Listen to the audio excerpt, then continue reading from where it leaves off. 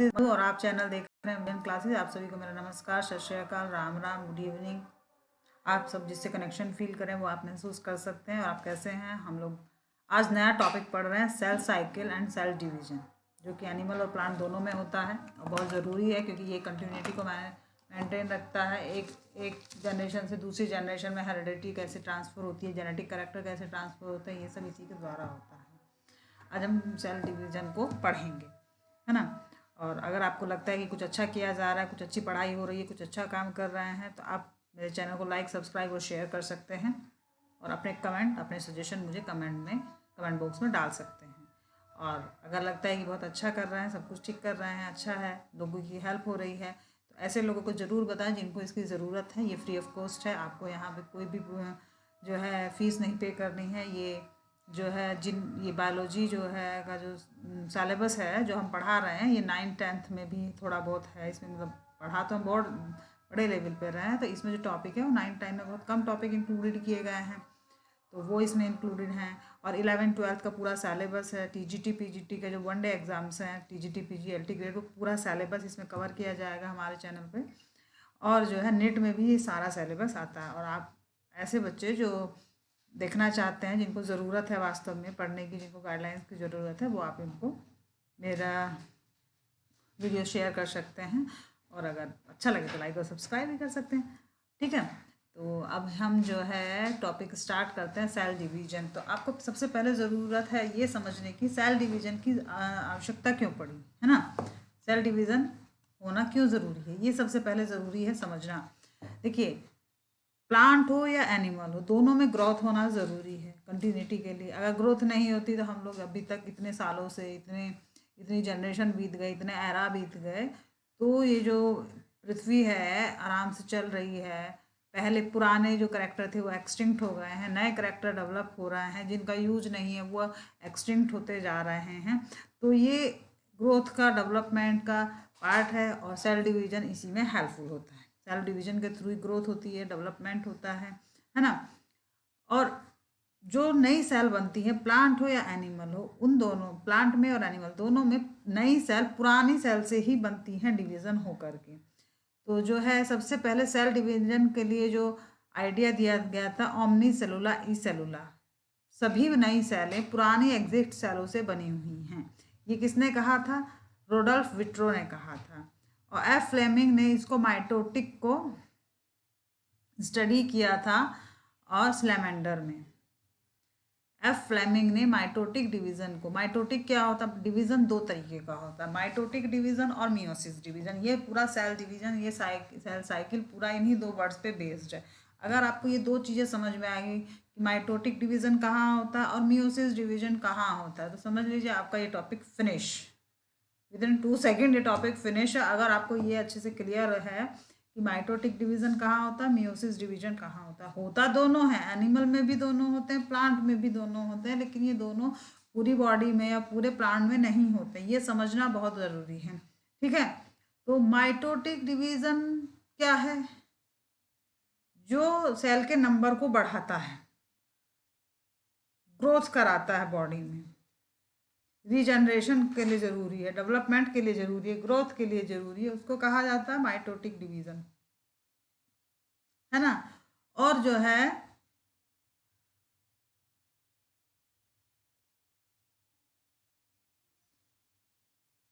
Meiosis division होता है। Meiosis division क्या होता है? मियोसिस डिवीजन जो है आपकी रिप्रोडक्टिव सेल्स में होता है, मतलब कि स्पर्म और ओवा, सिर्फ यही होगा।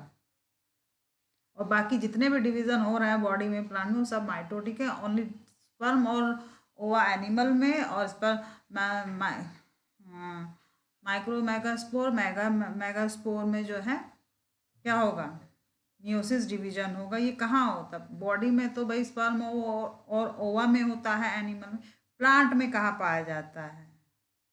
प्लांट में फ्रूट में होता है, या फिर फ्लावर में होता है, जहाँ पर मेल पार्ट फीमेल पार्ट से मेल पार्ट आके मिलता है। स्टिग्मा स्टाई जो है ना, रिप्रोडक्टिव ऑर्गन्स हम में प्लांट एनाटॉमी में पढ़ेंगे, है ना। तो वो वहाँ पे होता है, ये आपको समझने की ज़रूरत है। अगर ये देखिए, मियोसिस डिवीजन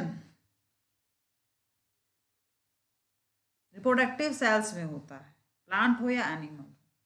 प्लांट एनिमल में स्पर्म और ओवा में होगा मियोसिस डिवीजन, और एनिमल में स्पर्म और ओवा में होगा, और प्लांट में फ्रूट के अंदर या फ्लावर के अंदर ना, फ्लावर में फर्टिलाइजेशन होने के बाद फ्रूट बनेगा ना। फ्रूट क्या है, ओवरी है वो तो, है ना, जिसके अंदर स्पर्मेटोगोनिया, माइक्रोस्पोरेंजिया वगैरह होते हैं, जिनमें क्या होता है, फर्टिलाइजेशन होता है, जिसके द्वारा जो है बीज बनता है, नया फ्रूट बनता है। वो सब प्लांट के जो रिप्रोडक्टिव ऑर्गन्स हैं वो कहाँ प्रेजेंट होते हैं, फ्लावर में प्रेजेंट होते हैं, और जिनमें फ्लावर लगते ही नहीं। भाई ऐसे भी तो प्लांट है जिनमें फ्लावर नहीं लगते, तो अब उसमें क्या होगा, उसमें मियोसिस डिवीजन नहीं होगा, तो उनकी जनरेशन कैसे बढ़ेगी, वो अपनी स्पीसीज को कैसे बढ़ाएंगे, कैसे सरवाइव करेंगे जिनमें फ्रूट ही नहीं लगता, जिनमें जो है फ्लावर ही नहीं लगते, है ना। तो वो एसेक्सुअल डिवीजन से होता है। आप किसी बॉडी के पार्ट को लगा दीजिए जमीन में, उग जाना। मनी प्लांट का पौधा, मनी प्लांट का जो है, उसमें किसी ने फूल या फल नहीं देखा है ना, तो क्या करते हैं, उसकी टहनी तोड़ते हैं, लगा देते हैं। पानी में लगा देंगे तो पानी में उग जाएगा, मिट्टी में लगा देंगे तो मिट्टी में उग जाएगा। इसको क्या कहते हैं, एसेक्सुअल डिवीजन। इसमें स्पर्म ओवा, मेल गैमेटोफाइट और फीमेल गैमेटोफाइट की आवश्यकता नहीं होती, that is called asexual division. और ये उनमें होता है जिनमें क्या नहीं होता है, फ्लावर और फ्रूट्स नहीं पाए जाते प्लांट में। ओके, और जो है माइटोटिक डिवीजन को 4 भागों में डिवाइड किया गया है। प्रोफेज, इसकी जो है पहली फेज है G1S, G2M, है ना। अब ये एक तरीके से समझ लिए, माइटोसिस जो है एक वो है, एक फैमिली है। फैमिली में सब लोग आराम से रह रहे हैं, फीमेल आई मतलब कोई झगड़ा होने लगा, भाई अलग होना अलग होना अलग होना, एकदम से नहीं डिवीजन होता है। कभी भी पहले ही डिवीजन नहीं हो जाएगा, पहले उसकी तैयारी की जाती है। जैसे कोई भी नया घर बनाने की तैयारी की जाती है, सामान धीरे धीरे जुटाया जाता है, कभी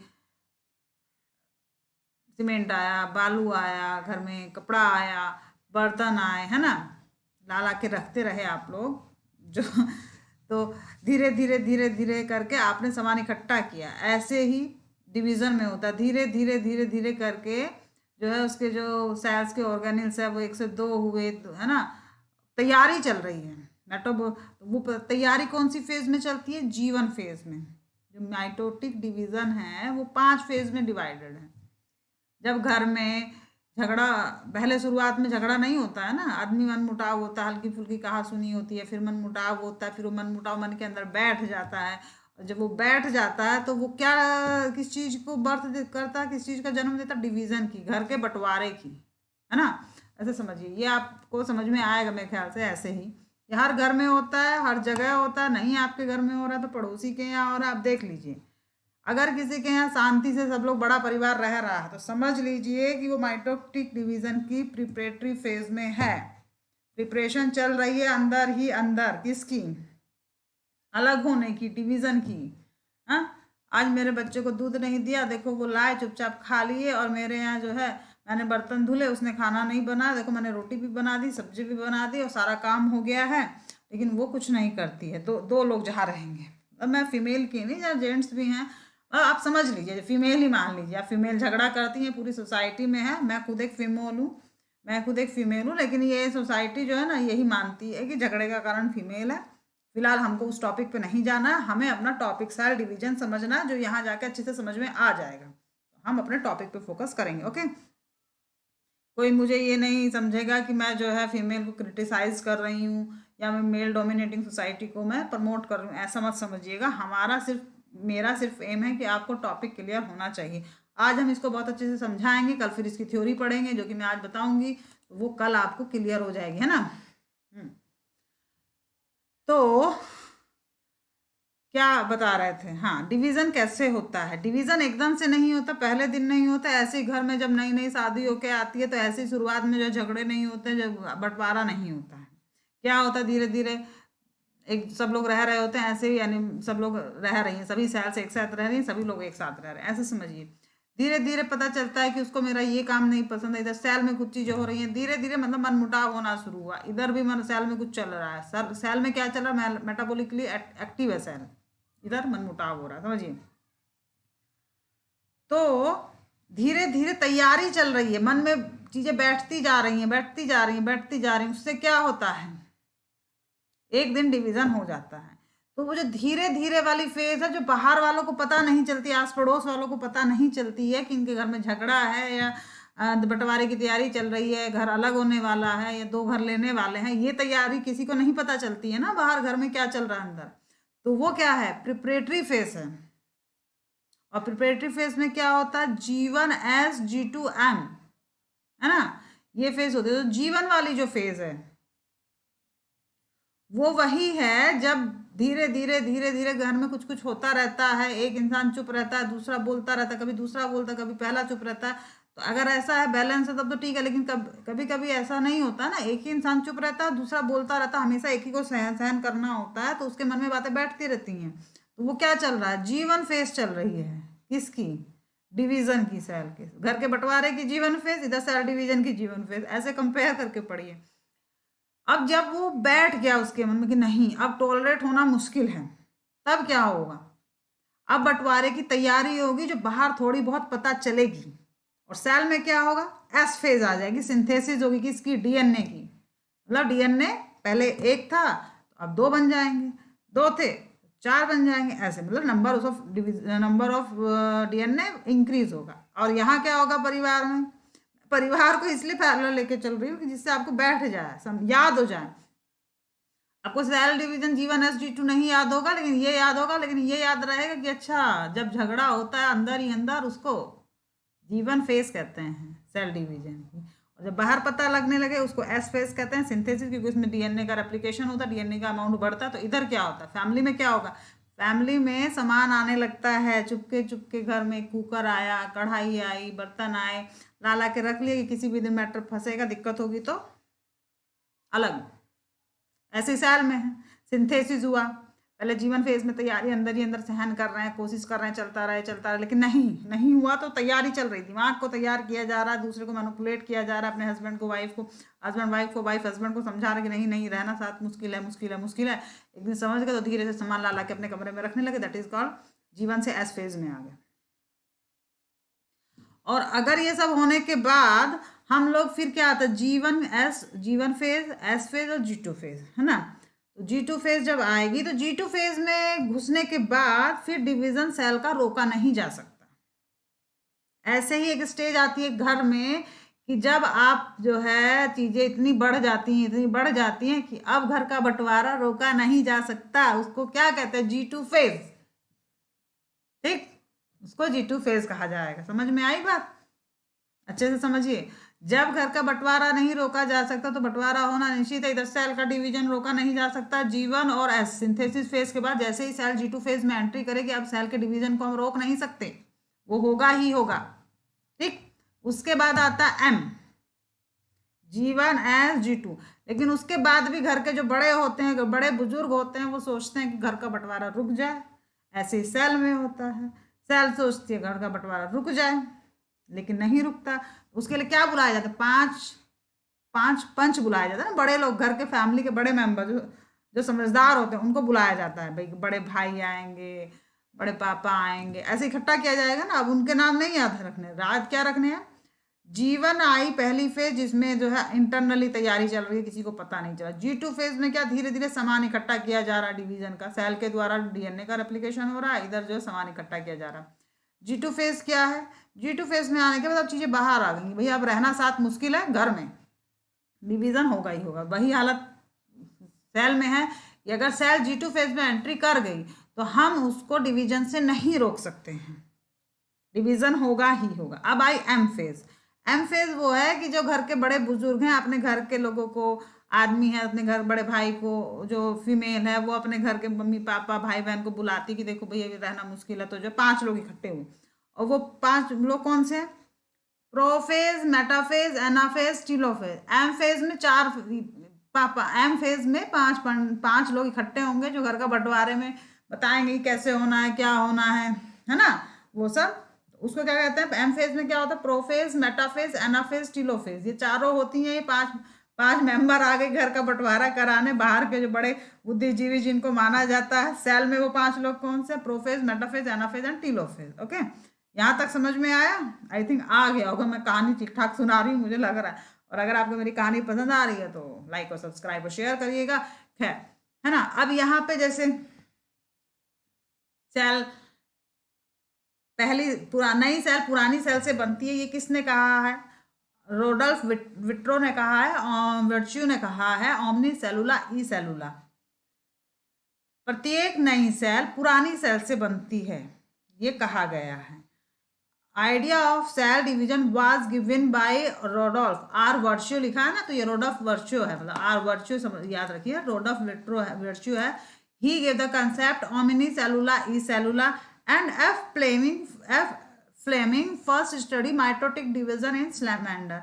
एफ फ्लेमिंग ने माइटोटिक डिवीजन को सबसे पहले कहाँ पे ऑब्जर्व किया था? स्लैमेंडर में। स्टार्सबर्ग ने डिस्कवर, स्टार्सबर्ग ने क्या टर्म दिया था? मियोसिस डिवीजन को डिस्कवर किया था।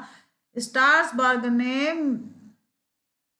इसकी कितनी फेजों को डिस्कवर किया था? Prophase, metaphase, anaphase, telophase. ये किस में आती है? एम फेज में। पहली फेज क्या है? जीवन फेज, जो कि किसी को नहीं पता चल रही, सेल तैयारी कर रही है डिवीजन की, घर में भी तैयारी चल रही है बंटवारे की।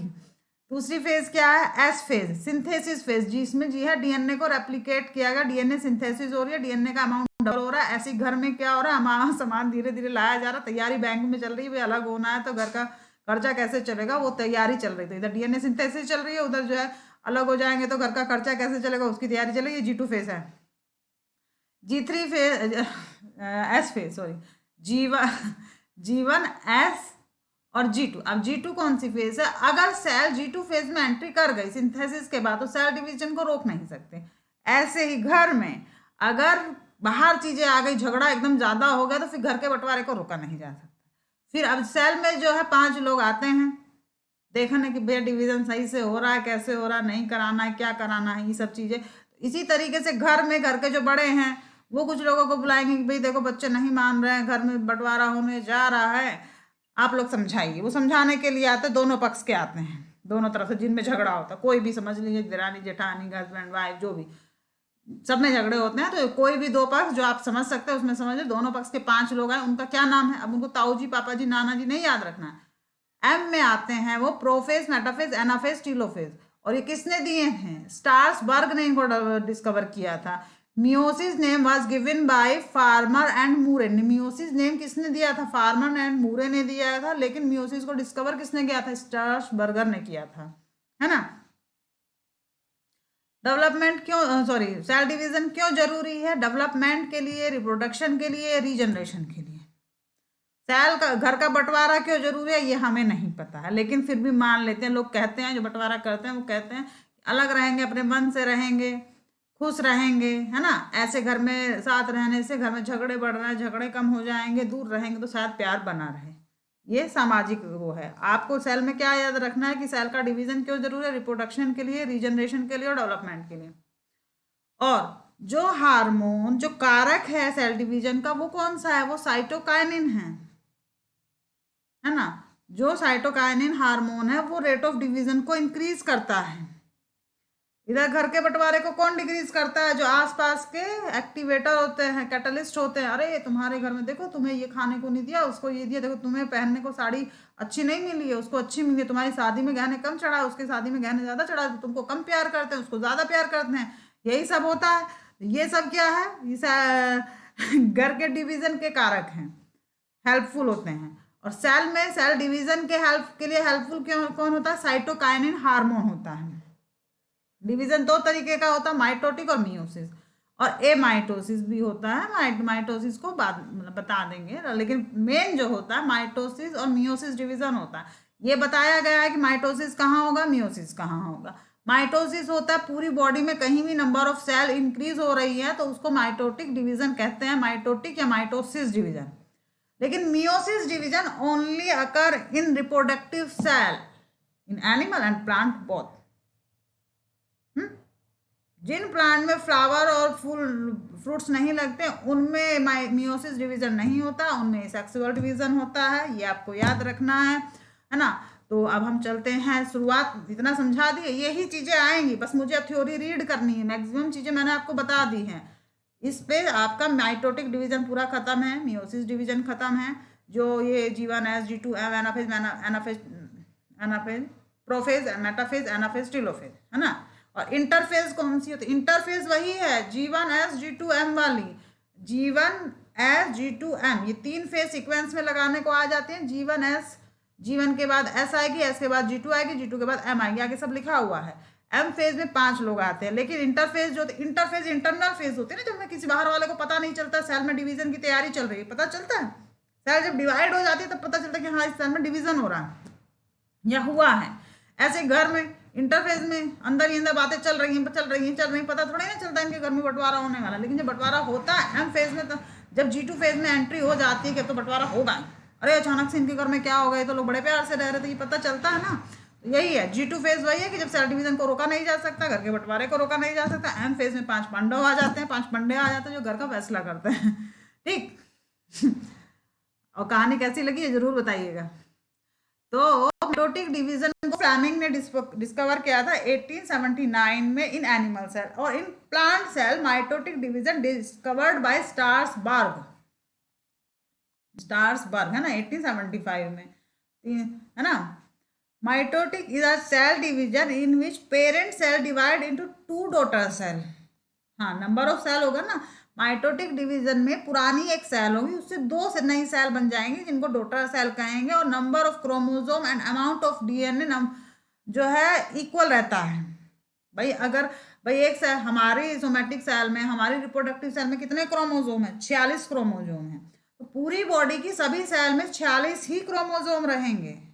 जब माइटोटिक डिवीजन होगा, यहाँ से स्किन उठाइए, उस सेल को 1 से 2 सेल बन गई, तो ये नहीं कि 40 का 23 इसमें आ गए, 23 इसमें आ गए। माइटोटिक डिवीजन में ये नहीं होता है, वो मियोसिस डिवीजन में होता है। ये ध्यान देने वाली बात, इसमें कंफ्यूजन रहेगा। अभी तो अच्छा लग रहा है, लेकिन जब बैठेंगे क्वेश्चन करने पढ़ने, अरे किसमें, अच्छा डिवीजन में तो 23 हो जाता है क्रोमोसोम, किसमें? नई सेल में। लेकिन नहीं, सेल डिवीजन में, माइटोटिक सेल डिवीजन में पुरानी सेल से नई सेल जब बनती है, तो पुरानी सेल में अगर क्रोमोसोम 46 है, तो नई सेल में भी 46 ही क्रोमोसोम रहेंगे, DNA भी उतना ही रहेगा, है ना। समझे? वो डिवाइड नहीं, वो डिवाइड कहाँ होता है? एक्स जो रिप्रोडक्टिव सेल्स हैं स्पर्म और ओवा में। स्पर्म ओवा में क्या होता है भाई? 46 गुणसूत्र होते हैं, XY मेल के, XX मेल के, है ना। तो एक क्रोमोसोम पे कितने गुणसूत्र हुए? 23 हुए ना, तब ना 46 हुए। X पे 23 फीमेल में, X पे 23, Y पे 23 मेल में, 23 मिलके 46 हुए ना। और जब रिप्रोडक्शन होगा तो मेल से या तो X आएगा या तो Y आएगा। ठीक, मेल से 23 आए, फीमेल से 23 आए, इधर से X आए, इधर से X आए, 23 आए, 46 हो गए जो बना, है ना। 46 हो गए, तो उसमें आधे करेक्टर मेल पापा के आते हैं, आधे करेक्टर जो है मम्मा के आते हैं, इसीलिए, है ना। लेकिन जो फ्यूजन होता है ओवम में,